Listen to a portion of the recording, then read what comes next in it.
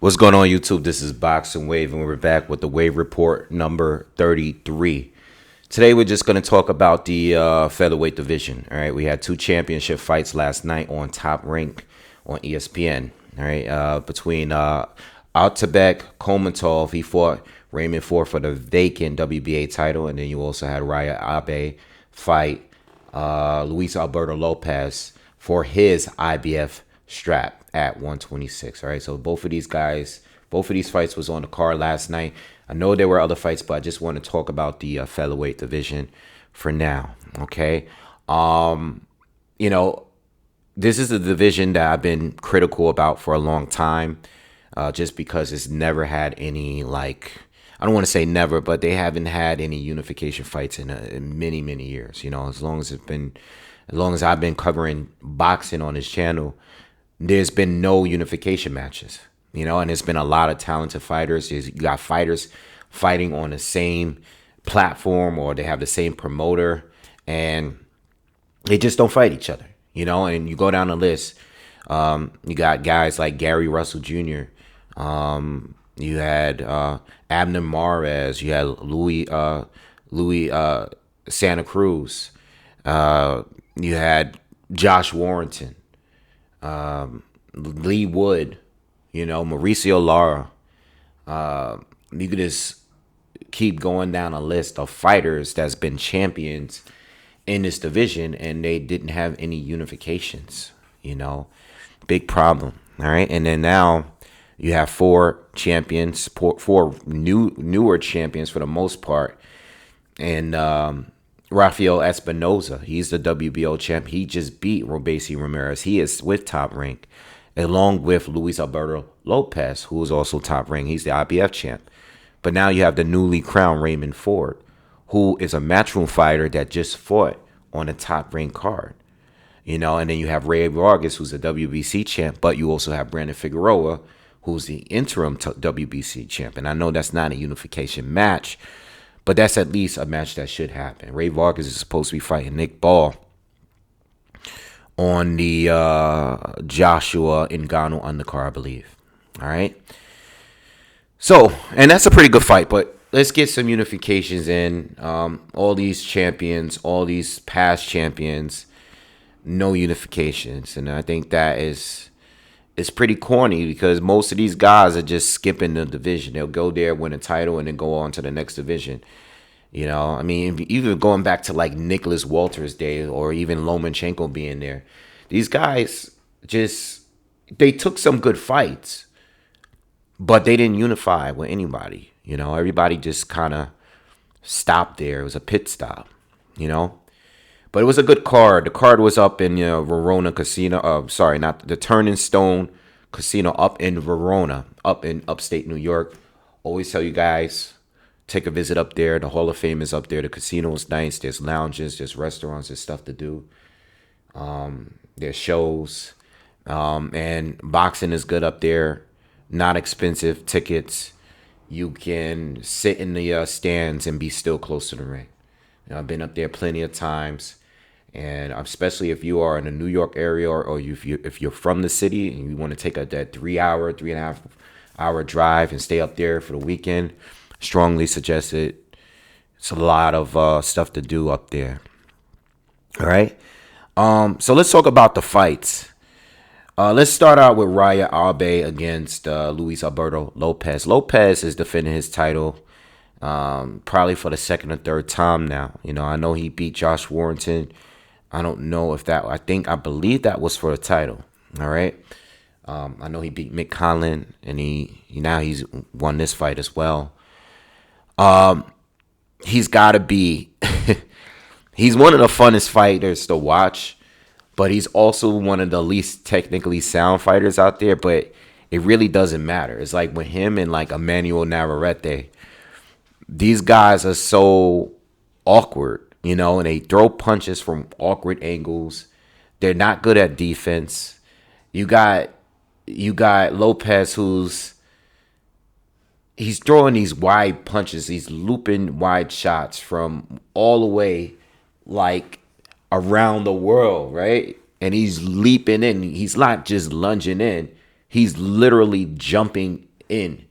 And these guys can't seem to time him right, and then once he's close enough to you, because he's not a long range fighter. He's not. His hands are down. He's throwing the punches low from a low position, right? And then it's not like he's just using a jab to work himself in. Like he's lunging with wide power shots, hooks, and he's just using that to get in range. But once he's in range, when he starts once he starts putting the punches together, you can't really tell where he's throwing them from because the angles are so off. It's like same with Navarrete. And he's problematic for these more equipped technical fighters, and you saw that with Abe. I was able to check out a little bit of his stuff a few days before the fight. Didn't have time to do an actual prediction, but there was nothing there that I really saw that would give Lopez some problems. I mean, Abe is a southpaw. He moves pretty well. He knows how to fight on his back foot and time fighters as they're coming in. But again, Lopez is so powerful, and it's just that they just can't seem. You might catch him with a check hook here and there, but they can't really seem like to be able to time him or to be able to hurt him. And Lopez has just been having his way with all of these fighters recently. Lopez dominated, right? Every round. He caught him some big hooks early on in the round. And he had his eye swelled up like within the first couple of rounds, I think. First 2 or 3 rounds. And I think he stopped him after maybe the 6th round, somewhere around then. It was a dominating performance, and I think at this point, I want to see Lopez against another champion. I would love to see Lopez against even a Robeisy Ramirez. I know Ramirez just lost to Espinoza, but still want to see that fight. Lopez is trouble. He's hard. He's gonna be hard to beat, and I just want to see him against one of the other best fighters out there. You got guys like Bruce Carrington that's on the come up too. He was at the fight. I saw him. He was sitting ringside watching Lopez and Raymond Ford. So he's on the come up, and you never know. Naoya in a way might be up there soon. Maybe we could get a Stephen Fulton to come up there soon if we could get him back in the ring soon. He was supposed to make a trip up to 126. So hopefully there's a lot of fights that can be made in the near future in this division. I don't believe any of these guys really have to move up. Rafael Espinoza is a really tall guy in the division, so I could see him not sticking around for too long. But, these guys could stick around. Lee Wood just moved up, and they just fought for his WBA world title. This is Kholmatov and Ford. They just fought for that vacant title. So, Lopez did what he always do, man. It's not much to really say. He was dominant against someone that just wasn't in his class and just didn't have the fire or power. He had the skills, but he just didn't have the firepower to make Lopez respect him. And Lopez didn't respect him. He was just walking towards him with his hands down, mocked. Like, he was just toying with him until he stopped him. All right? So let's go into the main event, Raymond Ford against Alberto Kholmatov. I wanted to do a video, but I wasn't really sure. Kholmatov, I did do some film study of him. Looked very powerful, very heavy-handed. Very heavy-handed. Almost perfect knockout ratio. Southpaw as well. They're both southpaws. And to be honest, going into the fight, I felt like Ford was going to be in a little bit of trouble in the fight. I still thought that Ford was going to edge it, but on points. Didn't think he would knock this guy out. I thought Ford would be the guy fighting on his back foot the majority of the time. He wasn't. He was coming forward the majority of the fight. So even if I predicted Ford to win, it wouldn't have been by knockout, and it wouldn't have been. I was thinking like a very, very close split decision, controversial decision type of thing. because I knew this. I figured the fight was going to be close. But Ford has really stepped up in his more recent fights. And let me just pull him up real quick because I can't remember all of the names that he's fought. All right, but like looking at, you know, he had a draw, the Aaron Perez fight. He had the Eddie Vasquez fight, which, was a split decision win. A lot of people felt he lost the fight. He had those fights where he didn't look too good. But his more recent fights, like I saw the Jesse Magdaleno fight, I saw the Lucas fight. He's been more aggressive. He's been more fighting like a dog, just like he was last night. The problem with the fight with him, when it comes to him, and the reason why I thought Kholmatov was clearly winning on the cards, again, boxing is being scored based on how, we feel the way it's being scored, but we're not. Scoring the rounds for me wasn't that difficult. Kholmatov was just way more active. He was consistently landing to the body. He was throwing more. He was landing more. No, was he hurting Raymond Ford like that? No, he really didn't hurt him. He caught him with a couple good shots in the later rounds, but Kholmatov was winning clearly to me. I didn't think Ford had any chances of winning, regardless of the commentary. I thought Ford was clearly losing a fight. It was a very good fight. It was very competitive. But as far as scoring rounds, it felt like the ones that Ford did win to the judges, it seemed like a lot of those rounds were stolen rounds because he would land a couple of big shots. But Kholmatov was just more busier. It's just that it seemed like Ford might have been a little bit more effective, but Kholmatov, again, he was landing good shots too. It wasn't like it just Ford was walking through it. I mean, he's turned, he's changed. This is not the guy that struggled, 5-6 fights ago. This is a guy now that's coming forward and being a bully, being tough, showing to be durable, and walking guys down, putting pressure on them. I like it, but I just wanted to see more as far as volume. It was very hard to score rounds for him. Now, I believe it was like the 5th round when things started to change, even though I thought Kholmatov might have won the 5th or 6th rounds. Those rounds were pretty tight. I think was it the 7th round? I think that's the round that Ford hurt Kholmatov. And you started to see the difference in Kholmatov. He was still throwing, he was still landing, but he just didn't have that same pop. He didn't feel the power. Didn't really hear it just didn't seem like he has much snap on his punches like he did in the earlier rounds. That 7th round, Ford won. It was a big round for him. I think he hurt Kholmatov in that round. I think the 8th round right after he probably won too. But then there was a time with Kholmatov. I think he came back in the 9th round. So even in the championship rounds, Kholmatov was still doing well, and even in the 12th round, he was doing well. But you guys seen it. Very controversial.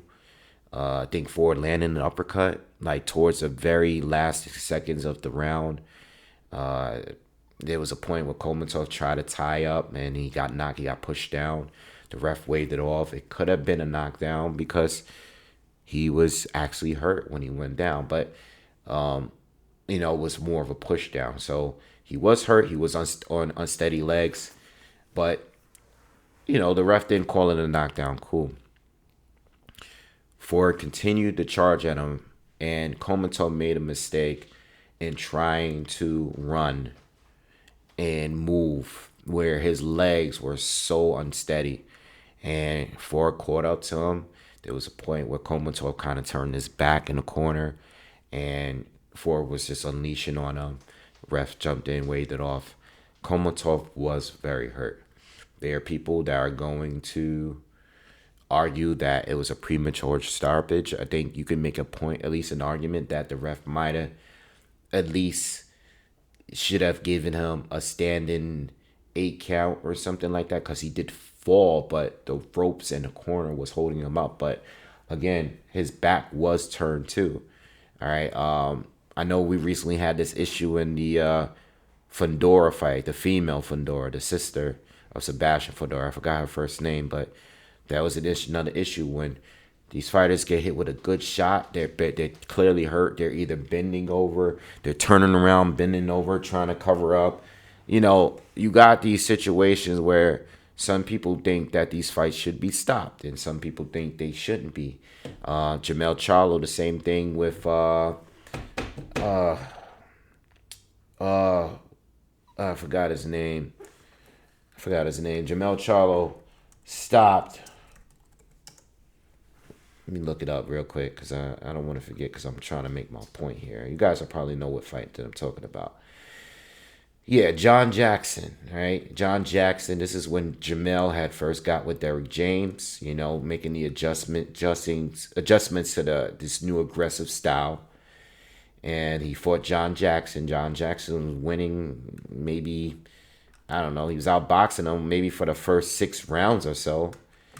And then out of nowhere, Jamel started to pick it up and caught him with a good shot. And, John Jackson just kind of turned his back on him. And Jamel finished him off and the ref jumped in and waved off. So you can make an argument. I believe it was exactly 9 seconds left on the clock when the fight was stopped and waved off. We can keep going.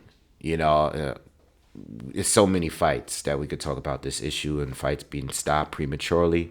What I will say is Kholmatov was badly hurt. He was. And once a fighter is badly hurt like that, I don't think there's any problem with a ref deciding to stop the fight. I understand that to most people, Kholmatov was winning pretty clear. I thought he was winning pretty clear. But again, it is what it is. It's not a bad stoppage. Saying that it's a bad stoppage is a little too extreme for me. You know what I mean? Once you're hurt, it is what it is. All right. Anyway, congratulations to Raymond Ford. This is definitely one of the better fights of the year. Kholmatov, at least we can look out for him in the future. He's a puncher. He's a southpaw. He held his own. He just got caught with a good shot. Too late in the fight. And, this is why sometimes some of these fighters coast in the last round because they think that, they got the round in the bag. They want to play it safe. And the thing is, he might have still been winning that round, because he did land some good shots earlier in the early round. But there was a point where he was moving a lot. It wasn't engaging. But, it is what it is, man. He got caught with a good shot. And he just didn't really kind of know how to tie up. It kind of reminds me of Keith Thurman. Where Keith Thurman gets hit with a good shot. And he doesn't tie up. He just kind of moves, He does that all of the time. Every single time he gets caught to the body, he's on the run. So anyway, good fight. One of the better fights of the year so far, for sure. That's pretty much it, man. It's nothing else to really say. I just hope that we can get some unifications now, and it shouldn't be any issues. Again, if the PBC decides that they want to just keep everything in-house, at least give us Ray Vargas. If Ray is to beat Nick Ball next week, at least give us Ray Vargas against the interim champion, Brandon Figueroa. That would be a great fight. Give us that. But on the other hand, Top Rank got 2 champions. All right, Matchroom has 1 that just fought on the Top Rank card. So everything should be worked out. Let's get some unification, man. It's a lot of these fighters. I mean, we've gotten good fights, but let's get the unification, All right, so anyway, that's it for today, man. Let me know what you guys think in the comments. Let me know what you guys think on the fight last night. Subscribe to the channel if you haven't already, and I'll see you guys on the next one. Peace.